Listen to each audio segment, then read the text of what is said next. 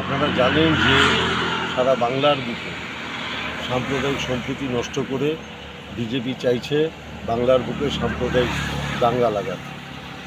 মালদা মুর্শিদাবাদে ইচ্ছাকৃতভাবে অশান্তিকর পরিবেশ পরিস্থিতি তৈরি করতে চাইছে। বিজেপির নেতা সুকান্ত মজুমদার সভাপতি, তিনি বলছেন গাড়ি থেকে নামিয়ে মারো। অর্জুন সিং বলছেন বিহার, উত্তরপ্রদেশ, ঝাড়খণ্ড থেকে গুন্ডা নিয়ে এসে সব দখল করে নেয়। কিন্তু ততক্ষণে পুলিশ ইতিমধ্যেই 150 জনের উপর বেশি মানুষকে গ্রেপ্তার করেছে, বাংলায় শান্তি প্রতিষ্ঠিত করেছে। এত বছর ধরে বাংলায় সর্বধর্ম সমন্বয়ের মাটিতে বাংলার মানুষ শান্তিতে বসবাস করছে। ভিন রাজ্যের ফেক ভিডিও দেখিয়ে বাংলার বুকে উত্তেজনা ছড়ানোর চেষ্টা হচ্ছে, গুজব ছড়িয়ে বাংলার বুকে সাম্প্রদায়িক দাঙ্গা লাগানোর চেষ্টা করা হচ্ছে।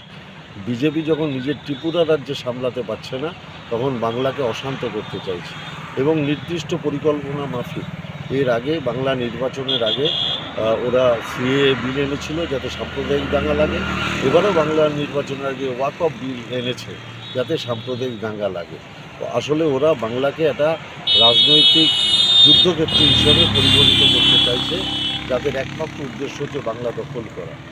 মমতা ব্যানার্জির নেতৃত্বে তৃণমূল কংগ্রেসের সরকার কোনো জায়গাতেই ধর্ম নিয়ে মানুষকে বিচার করে না, তাই সমস্ত প্রকল্পের ক্ষেত্রেই কোনো ধর্মের ভেদাভেদ থাকে না। রবীন্দ্রনাথ, বিবেকানন্দ, রামকৃষ্ণদেব, চৈতন্যদেবের এই বাংলাকে, যে বাংলায় যে শান্তি বিরাজ করছে তাকে অক্ষুণ্ণ রাখে। বিজেপির বৃহত্তম শক্তিকে প্রশ্রয় দেবেন। নমস্কার।